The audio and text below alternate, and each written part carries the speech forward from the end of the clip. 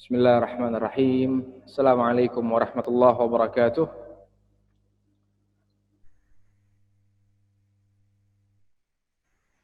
Innal hamdalillah nahmaduhu wa nasta'inuhu wa nastaghfiruh wa na'udzu billahi min shururi anfusina wa sayyiati a'malina.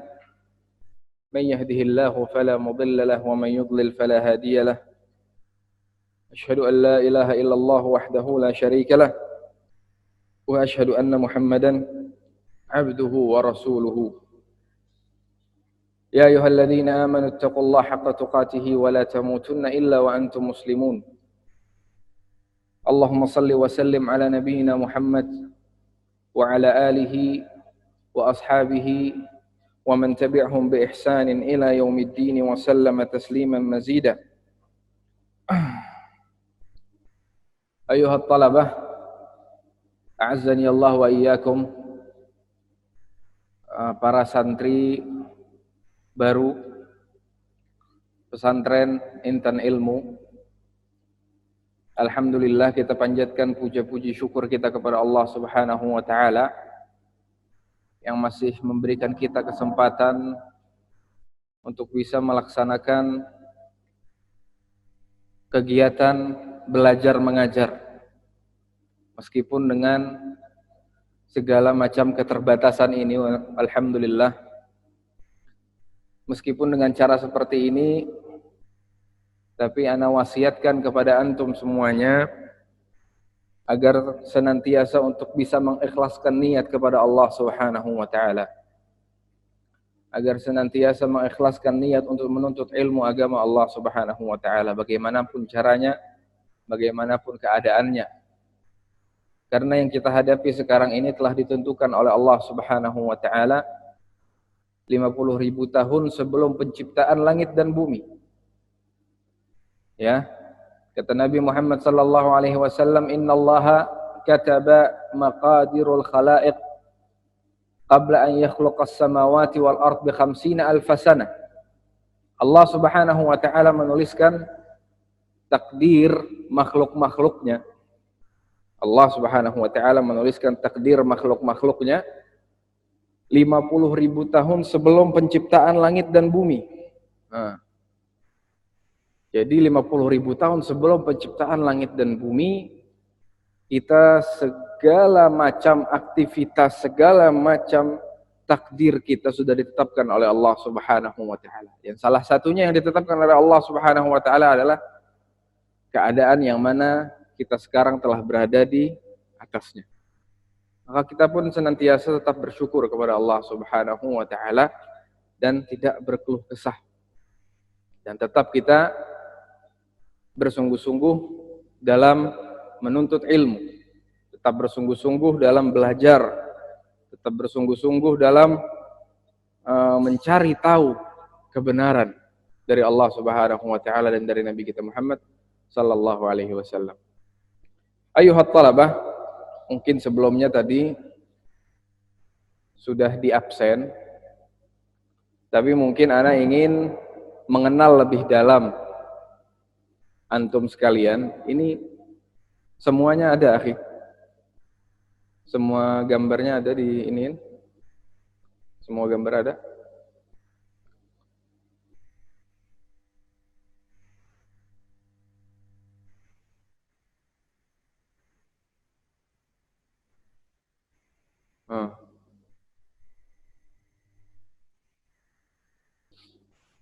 Alhamdulillah. Ana ingin mengenalkan diri ana. Nama ana Ighfirli Saleh. Ana Ighfirli Saleh. Atau mungkin antum bisa memanggil ana dengan Abu Bilal. Abu Bilal. Ana mudarrisukum fil fiqh. Ana mengajar fikih dalam kelas 7A ini, 7A dan 7B ana yang mengajar fikih insyaallah taala. Nah, jadi ke depannya setiap Sabtu di jam seperti ini ana yang akan masuk kelas dalam pelajaran fikih. Tadi nama ana Ighfirli, dan mungkin Ana ingin mengenal antum lebih dalam. Fikih adalah suatu cabang ilmu. Kalau mungkin antum sebelumnya sudah mendengar, fikih adalah salah satu cabang ilmu syar'i. Sebelum kita masuk ke pembelajaran, sebelum kita masuk ke pelajaran kita di buku ini, buku Fiqih Praktis Mazhab Syafi'i Matan Abi Suja', sebelumnya ana ingin memberikan beberapa muqaddimah berkaitan tentang fikih, berkaitan tentang ilmu fikih. Apa itu fikih? Apa itu fikih? Mungkin sebagian antum sudah ada yang tahu. Fikih, ana akan tuliskan sekarang. Ana akan tuliskan.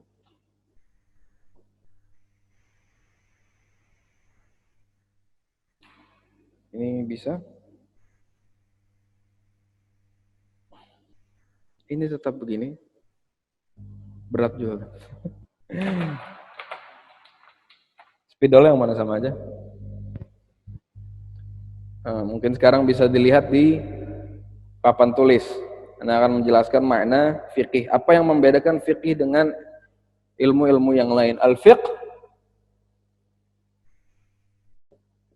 dalam bahasa Arab al-fiqh. Mungkin bisa dicatat juga. Al-fiqh atau fikih. Apa itu fikih? Fikih secara bahasa, lugatan, fikih lugatan secara bahasa atau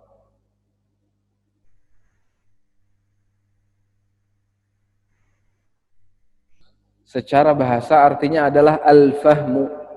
Fikih secara makna dari literlek bahasa Arab artinya adalah al-fahmu. Fahmu. Apa artinya al-fahmu? Al-fahmu artinya pemahaman. Al-fahmu artinya pemahaman.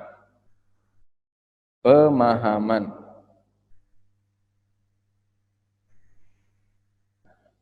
Kok bisa saat kita belajar fikih ini maksudnya apa? Fikih ini maksudnya apakah pemahaman dari segi bahasa ini? Tidak.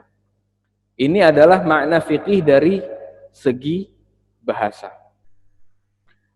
Makna fikih secara istilah, makna fikih secara istilah, secara syariat, apa yang dimaksudkan para ulama tentang ilmu fikih tadi? Ilmu fikih, nah inilah ta'rif atau pengertian fikih yang akan kita pelajari sekarang, yang akan kita pelajari. Apa itu ilmu fikih ini artinya? Secara istilah bisa dicatat mungkin antum kalau ada buku catatan, dan antum harus ada punya bawa buku catatan setiap pelajaran. Fikih secara istilah al-ilmu bil ahkam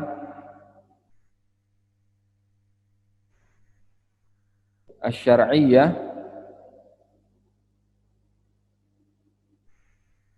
al-amaliyah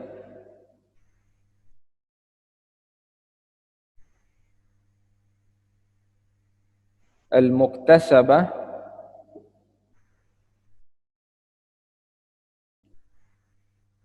min adillatiha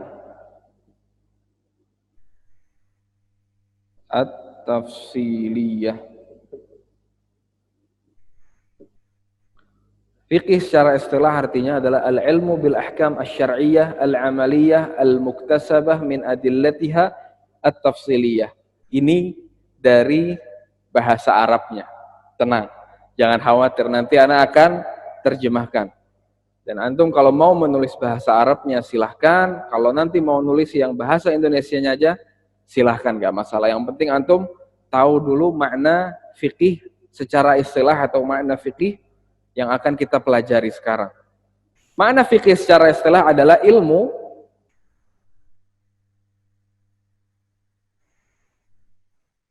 yang berkaitan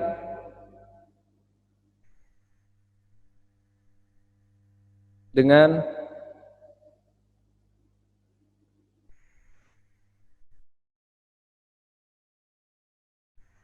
hukum syar'i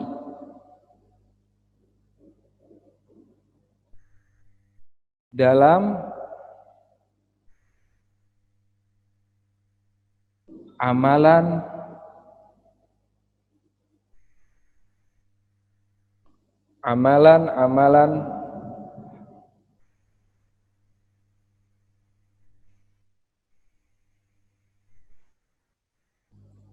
ilmu yang berkaitan dengan hukum syar'i dalam amalan-amalan seorang hamba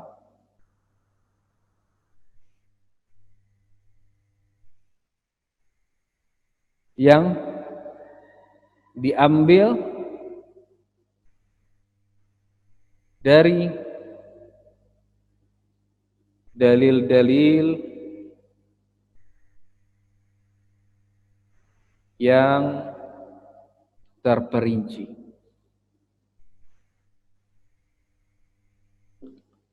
Mungkin jelas apa yang Anda catatkan di papan tulis. Ini adalah makna fikih. Ini adalah makna fikih secara istilah. Secara bahasa, fikih adalah al-fahm, pemahaman. Pemahaman secara bahasa. Secara istilah, yaitu adalah al-ilmu bil ahkam asy-syar'iyyah al-amaliyah al-muktasabah min adillatiha at-tafsiliyah.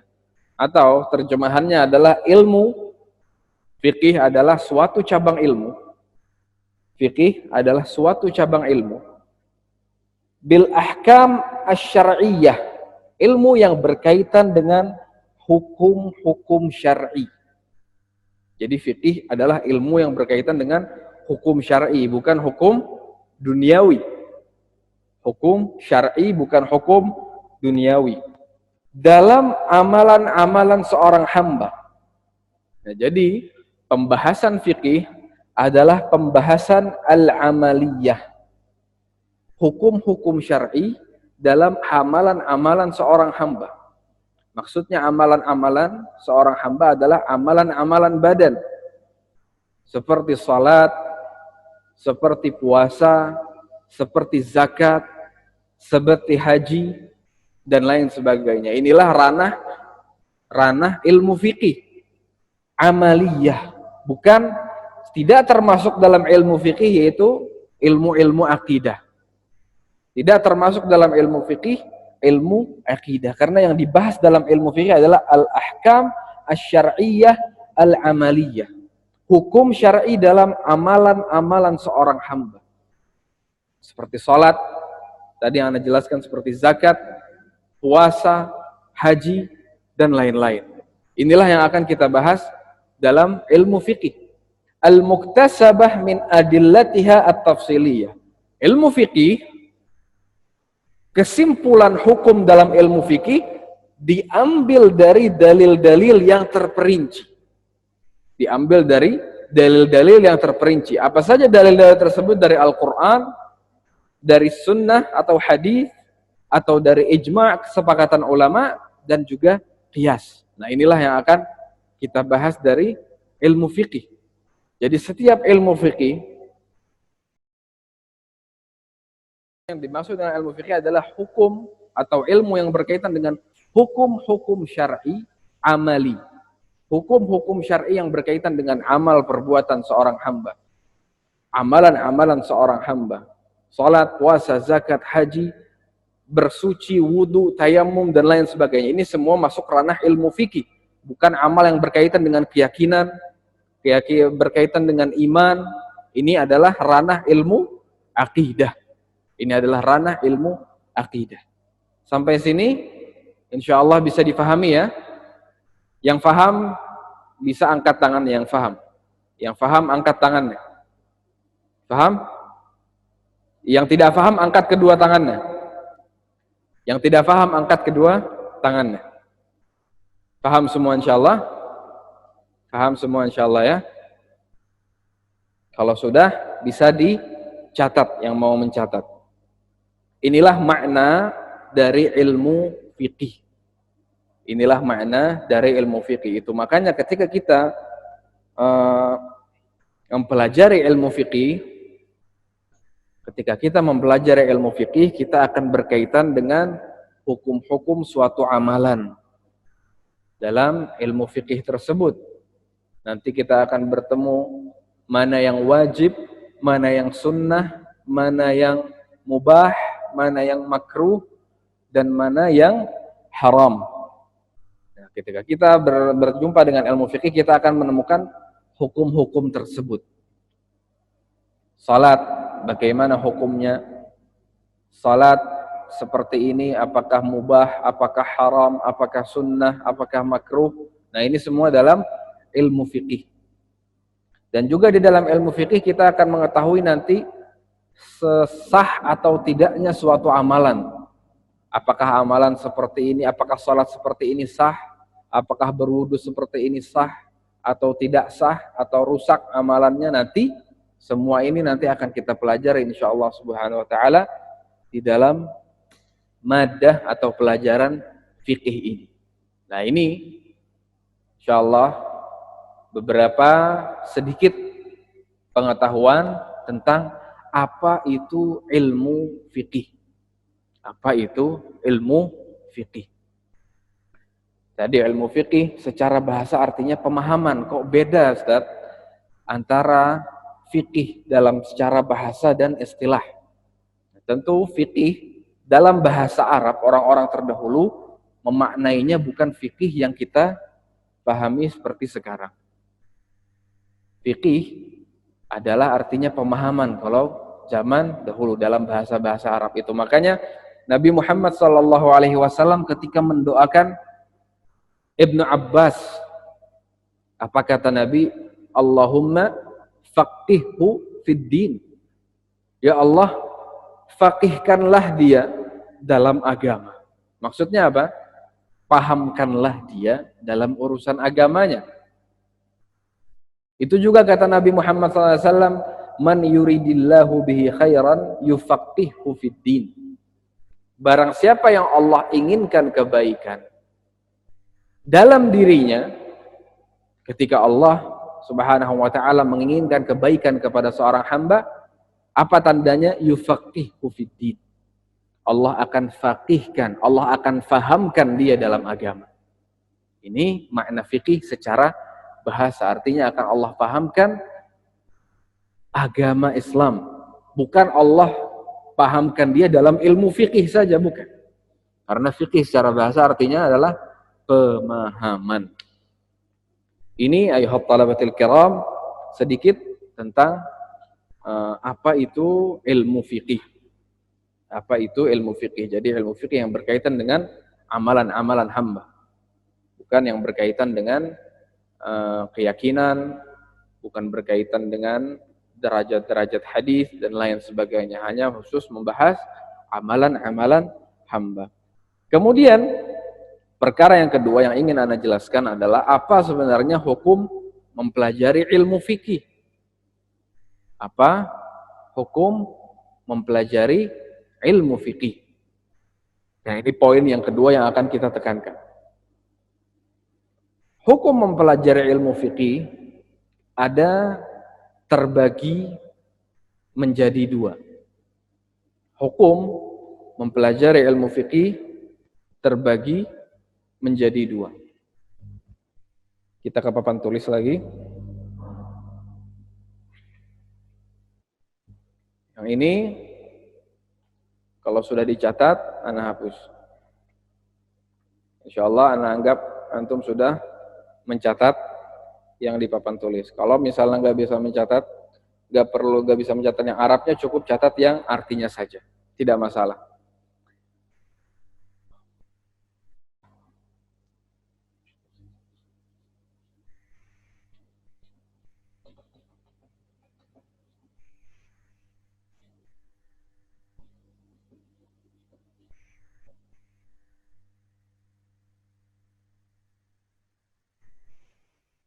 Nah, kita akan masuk ke poin yang kedua.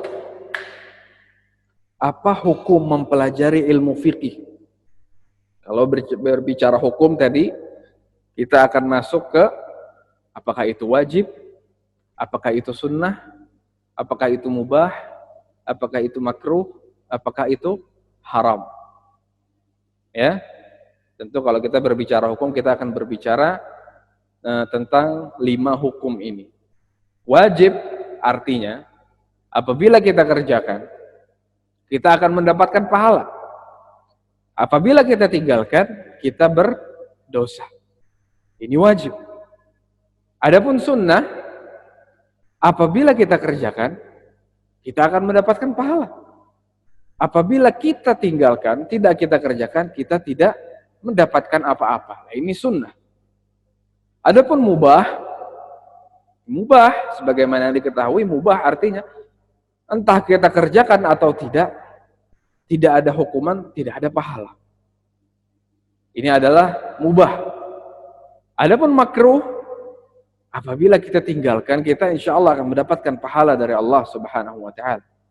Dan apabila kita kerjakan, kita tidak akan mendapatkan hukuman atau dosa. Yang terakhir adalah haram. Haram artinya, dalam ilmu fikih, apabila kita kerjakan perkara tersebut, perkara-perkara yang haram, kita akan mendapatkan hukuman dari Allah dan kita akan mendapatkan dosa. Apabila kita tinggalkan perkara yang haram, kita akan mendapatkan pahala. Jadi ini adalah 5 hukum dalam fikih. 5 hukum dalam fikih: wajib, sunnah, mubah, makruh, dan haram. Hukum mempelajari ilmu fikih ini ada terbagi menjadi 2. Hukum mempelajari ilmu fikih ini terbagi menjadi 2. Bisa hukumnya wajib. Hukum yang pertama, bisa hukumnya wajib. Wajibun. Atau hukumnya menjadi wajib apabila hukum belajar ilmu fikih menjadi wajib apabila, mana terus di sini?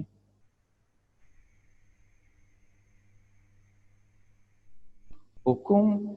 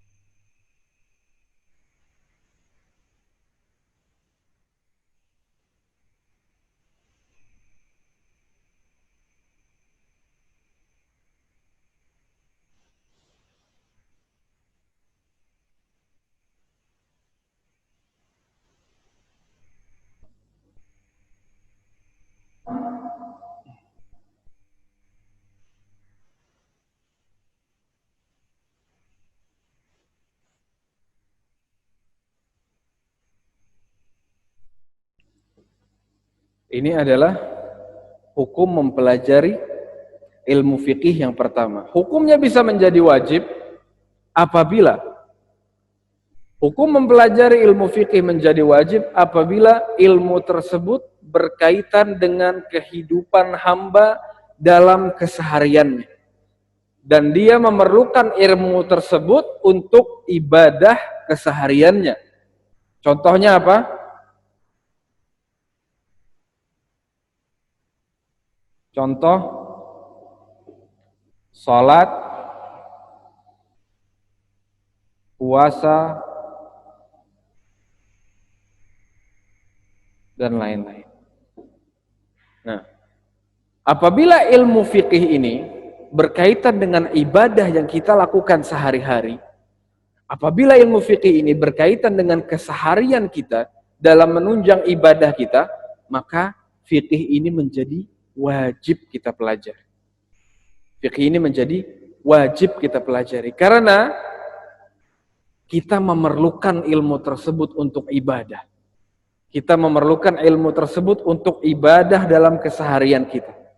Ketika kita ingin sholat, kita harus tahu apa saja rukun-rukun sholat, apa saja wajib-wajib sholat, bagaimana kaifiyat sholat yang benar sebagaimana diajarkan Nabi kita Muhammad Sallallahu Alaihi Wasallam. Ini adalah ibadah harian. Ini adalah ibadah yang rutin kita kerjakan. Apabila kita bertemu dengan ibadah-ibadah yang seperti ini, yang rutin kita kerjakan dalam keseharian kita, maka kita pun wajib mempelajari ilmu fikih dalam ibadah tersebut. Seperti sholat, puasa, sedekah, dan lain sebagainya. Nah, ini apabila menyangkut dengan keseharian kita, maka kita pun wajib untuk mempelajari ilmunya. Karena sebagaimana Allah Subhanahu wa taala mewajibkan kita salat 5 waktu, sebagaimana Allah Subhanahu wa taala mewajibkan kepada kita puasa Ramadan, maka kita tidak akan bisa memaksimalkan ibadah yang wajib tersebut kecuali dengan belajar, kecuali dengan menuntut ilmu. Dan kata para ulama, ma la yatimmul wajibu illa bihi fahuwa wajib. Suatu perkara yang wajib, apapun yang bisa melengkapi perkara yang wajib, maka hukumnya juga wajib. Apapun yang melengkapi perkara yang wajib, apapun yang melengkapi perkara salat 5 waktu misalnya yang wajib. Yang melengkapinya apa? Adalah dengan menuntut ilmu. Adalah dengan belajar fikih salat. Maka fikih salat pun menjadi wajib kita pelajari. Nah, ini adalah hukum yang pertama. Itu makanya kata Nabi Muhammad SAW, talabul ilmi faridatun ala kulli muslim. Menuntut ilmu itu adalah faridah. Menuntut ilmu itu adalah kewajiban. Bagi siapa? Bagi ustadz atau bagi mudir? Tidak. Menuntut ilmu itu kewajiban bagi seluruh umat Islam. Bagi setiap individu muslim itu wajib menuntut ilmu. Apabila perkara ibadah yang berkaitan dengan ibadah yang kita lakukan sehari-hari, maka hukum mempelajari fikih ibadah tersebut hukumnya wajib. Ini yang pertama. Adapun yang kedua hukumnya bisa menjadi sunnah. Sunnah.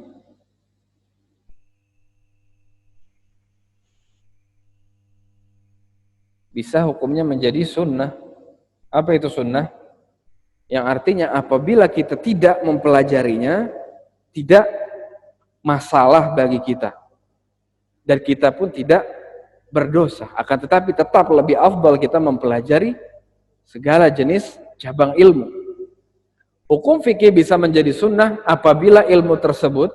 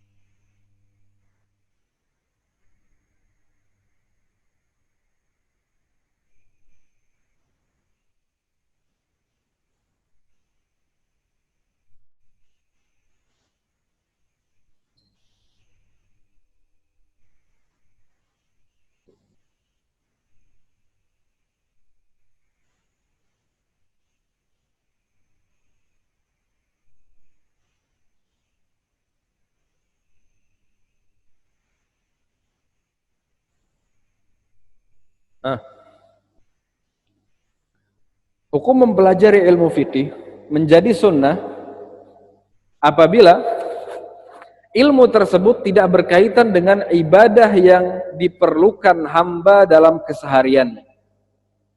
Apabila ilmu tersebut tidak berkaitan dengan ibadah yang diperlukan oleh hamba dalam kesehariannya, artinya dia tidak sering menemui perkara itu, maka dia pun tidak wajib untuk mempelajarinya. Akan tetapi tetap disunnahkan untuk mempelajari. Artinya lebih afdol dia pelajari perkara tersebut, dia pelajari fikih dalam ibadah tersebut, dibandingkan dia tidak tahu tentangnya. Contohnya seperti apa? Seperti fikih jihad. Ketika kita berperang melawan musuh, tentu ada fikih, ada hukum-hukum yang berkaitan tentang jihad. Apakah kita wajib mempelajari fikih tersebut? Tidak wajib bagi kita. Contoh lagi adalah fikih waris atau faraid. Ilmu-ilmu waris, apakah wajib kita pelajari? Tidak.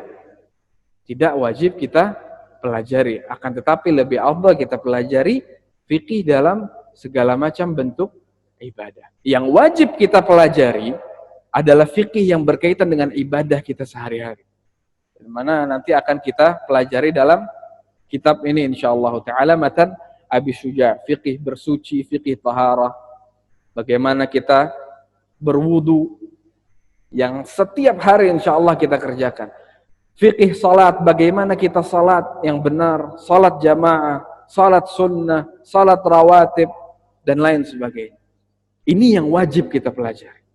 Artinya kalau sudah ini wajib kita pelajari, artinya kita meninggalkan perkara ini dengan sengaja, maka kita pun berdosa. Nah ini, ayuhat talabatil kiram, hukum mempelajari ilmu fikih secara ringkas. Hukum mempelajari ilmu fikih secara ringkas. Tadi Anda jelaskan hukum fikih terbagi menjadi dua, ada yang wajib, ada yang sunnah.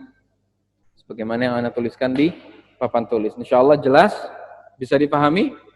Yang paham bisa diangkat tangannya. Yang paham diacungkan tangannya.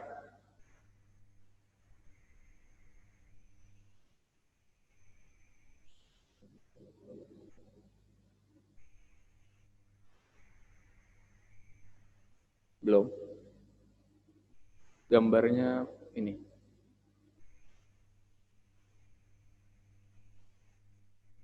Sinyal.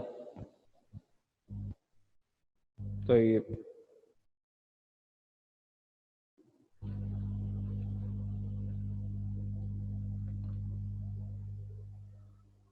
Yang siapa itu?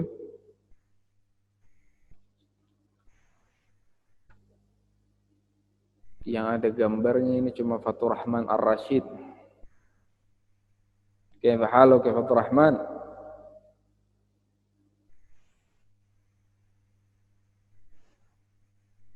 Kalau sinyal itu pengaruh di gambar apa suara?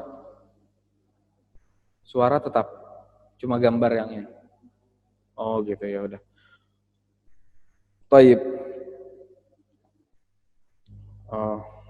Anda lanjutkan.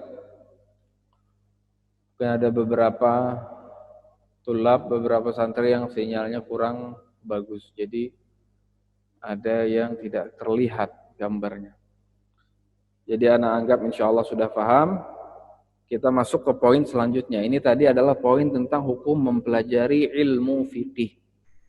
Hukum mempelajari ilmu fikih, ada yang wajib, ada yang sunnah. Adapun selanjutnya, poin terakhir dalam mukaddimah kita.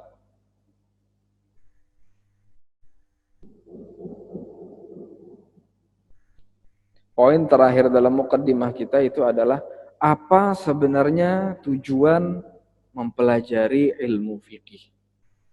Apa sebenarnya tujuan mempelajari ilmu fikih? Tentu setiap cabang ilmu ada tujuan yang ingin kita raih. Setiap cabang ilmu, entah pun itu ilmu dunia atau ilmu akhirat atau ilmu syar'i, pasti ada tujuan yang ingin kita sampai kepada tujuan tersebut. Dalam mempelajari ilmu fikih, apa saja tujuan yang ingin kita raih? Apa faidahnya? Apa keutamaannya?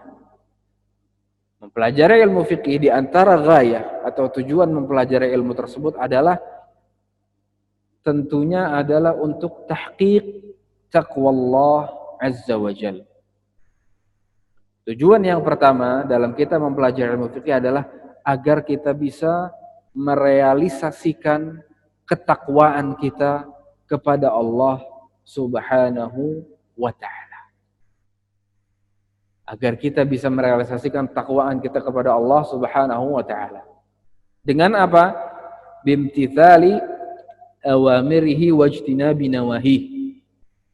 Dengan melaksanakan segala perintah Allah Subhanahu wa ta'ala dan dengan menjauhi segala macam larangan Allah Subhanahu wa ta'ala. Nah ini, dengan kita mengerjakan apa yang Allah perintahkan dan dengan kita menjauhi larangan Allah Subhanahu wa ta'ala, dengan dua perkara ini kita akan merealisasikan takwa kepada Allah Subhanahu wa ta'ala. Bagaimana kita mengetahui, kita bisa mengetahui mana yang diperintahkan dan mana yang dilarang, mana yang dianjurkan dan mana yang tidak disukai kalau kita tidak belajar? Bagaimana kita mengetahui semua hal itu kalau kita hanya diam, yang kita pelajari hanya ilmu-ilmu dunia, yang kita pelajari hanya ilmu-ilmu untuk kemaslahatan kita hidup di dunia. Bagaimana kita tahu mana yang halal, mana kita tahu mana yang haram, bagaimana kita tahu mana yang wajib, bagaimana kita tahu mana yang sunnah, mana yang dilarang, mana yang tidak disukai. Mana yang kira-kira perkara ini akan mendapatkan pahala dari Allah, mana yang kira-kira pahala ini akan mendatangkan dosa atau hukuman dari Allah. Bagaimana kita mengetahui ini semua kecuali dengan belajar. Salah satu belajar ilmu adalah belajar ilmu fikih, yang mana ini berkaitan dengan amalan-amalan seorang hamba. Dan dengan kita menjauhi larangan Allah, mengerjakan apa yang diperintahkan Allah, dengan itu pun kita akan mendapatkan ketakwaan yang hakiki pada diri kita. Ini adalah tujuan pertama dalam mempelajari ilmu fikih. Tujuan yang kedua, kita mempelajari ilmu fikih. Tujuan yang kedua, kita mempelajari ilmu fikih adalah, nanti insya Allah akan ana tuliskan di papan tulis. Tujuan yang kedua kita mempelajari ilmu fikih adalah agar kita bisa beribadah. Agar kita bisa beribadah dengan sebenar-benarnya ibadah.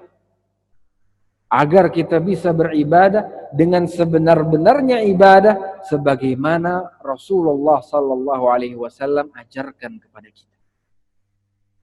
Sebagaimana Rasulullah sallallahu alaihi wasallam ajarkan kepada kita. Bagaimana kita mengetahui ibadah yang benar? Bagaimana mengetahui ibadah itu sudah sempurna kalau kita tidak belajar ilmunya? Jangan kita sholat hanya sekedar sholat ikut-ikutan. Jangan kita puasa hanya karena ikut-ikutan orang-orang puasa, tanpa kita mengetahui apa sebenarnya makna puasa, apa sebenarnya makna sholat, apa sebenarnya syarat-syarat wajibnya seorang hamba itu sholat, apa sebenarnya pembatal-pembatal sholat. Kita tidak tahu. Kita hanya ikut-ikut orang lain salat, kita pun salat. Orang lain puasa, kita pun puasa.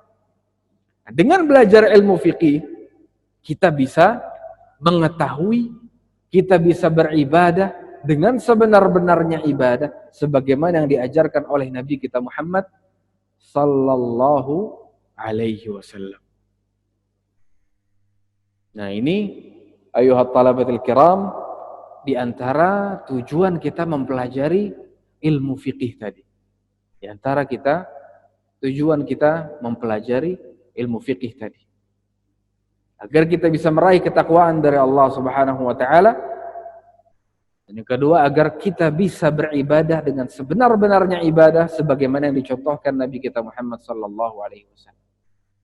Karena Karena ini penting, ini poin penting. Poin yang sangat penting. Ibadah seorang hamba,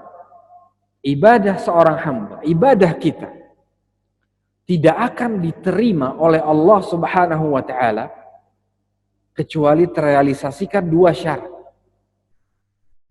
Ibadah seorang hamba tidak akan diterima oleh Allah Subhanahu wa taala kecuali terrealisasikan dua syarat. Apabila salah satu syarat ini tidak ada, tidak terpenuhi, ibadah kita tertolak. Ibadah kita tidak akan diterima, ibadah kita tidak akan diganjar, bahkan bisa jadi akan mendapatkan dosa. Apa syaratnya? Syarat diterimanya ibadah. Yang pertama adalah mengikhlaskan ibadah hanya untuk Allah. Mengikhlaskan ibadah kita hanya untuk Allah Subhanahu wa ta'ala. Artinya ibadah kita kerjakan hanya untuk Allah Subhanahu wa ta'ala. Bukan untuk orang lain. Bukan untuk makhluk-makhluk yang lain. Ketika kita sudah merealisasikan ibadah kita hanya untuk Allah, ingat, masih ada syarat yang kedua. Jangan langsung kita yakin, mentang-mentang ibadah kita sudah ikhlas, sudah murni niat kita untuk Allah Subhanahu wa ta'ala, ingat masih ada syarat yang kedua. Syarat yang kedua adalah harus sesuai, ibadah kita harus sesuai dengan yang diajarkan oleh Nabi kita Muhammad sallallahu alaihi wasallam. Nah, ini adalah dua syarat diterimanya ibadah. Harus sesuai dengan apa yang diajarkan oleh Nabi Muhammad sallallahu alaihi wasallam. Dua poin ini sangat penting. Dua poin ini sangat urgent, sangat penting sekali.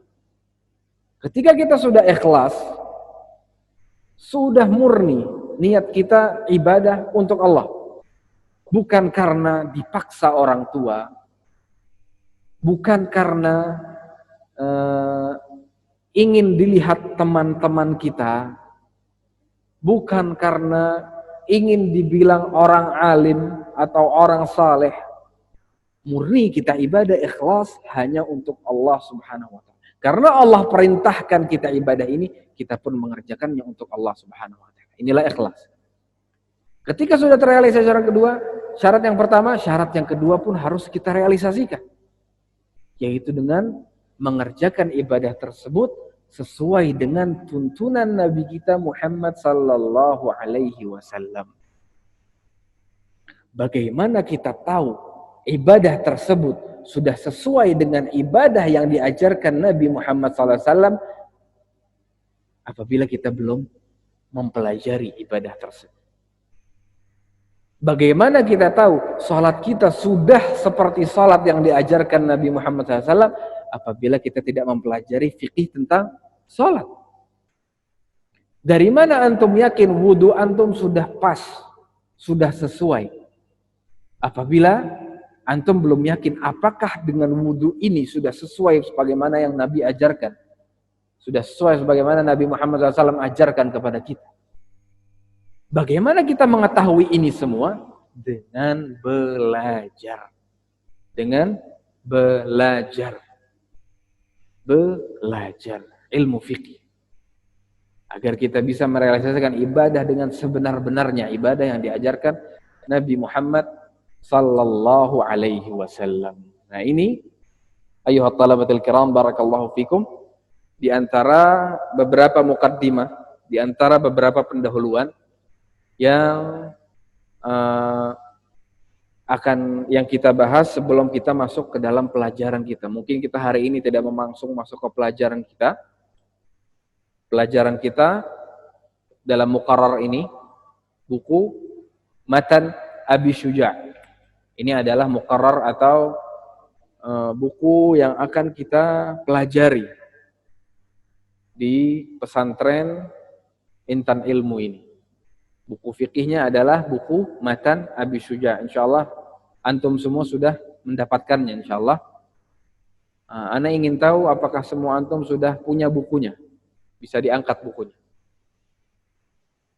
Bisa diangkat bukunya. Ana ingin tahu apakah semuanya sudah punya bukunya. Alhamdulillah. Alhamdulillah. Ya, boleh diturunkan. Insyaallah semuanya sudah mendapatkan kitab. Nah, ini adalah matan Abi Syuja' dalam mazhab Syafi'i. Ini adalah fiqih Syafi'i. Nah, ketika kita membahas fiqih, nanti juga kita akan bertemu dengan yang namanya mazhab. Jika kita membahas fiqih, nanti kita akan bertemu dengan yang namanya mazhab. Nanti insya Allah akan kita uraikan apa itu mazhab atau apa bagaimana cara mempelajari ilmu fiqih sesuai dengan mazhab. Nah, ini insya Allah muqaddimah yang akan kita sampaikan. Nanti kita akan mempelajari. Kalau antum membuka di daftar isi ada fiqih taharah, kitab taharah, kitab bersuci. Kita akan mempelajari nanti bagaimana cara bersuci, apa saja air yang kita bisa kerjakan, yang bisa kita gunakan untuk bersuci, dan lain sebagainya. Ini dalam pembahasan fiqih. Nanti juga kita akan masuk ke dalam kitab salat atau fiqih salat. Kita mempelajari kapan waktu-waktu salat itu masuk, apa syarat wajib salat, apa syarat sah salat, dan lain sebagainya. Semua nanti akan kita bahas insyaallah pada pertemuan pekan depan. Kita akan membahas kitab ini dari siapa muallifnya, siapa pengarangnya, dan apa inti dari kitab ini. Ini saja mungkin beberapa muqaddimah yang ana sampaikan. Kalau antum misalnya, sebagian dari antum masih ada pertanyaan, bisa angkat tangannya dan silahkan langsung bertanya. Kalau masih ada pertanyaan, silahkan angkat tangannya dan bisa langsung bertanya. Ada pertanyaan?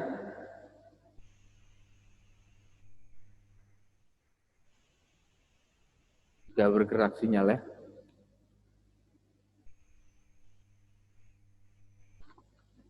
Apa ada pertanyaan? Apa semuanya sudah paham?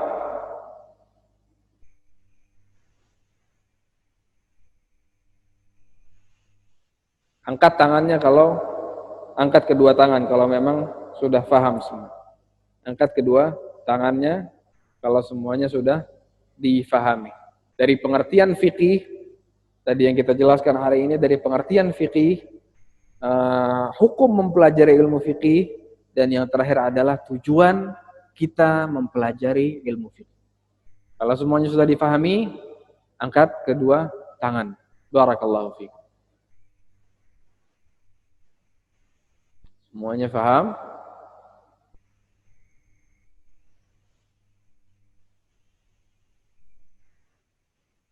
Waktu habis, apa masih ada waktu? Udah habis. Hah?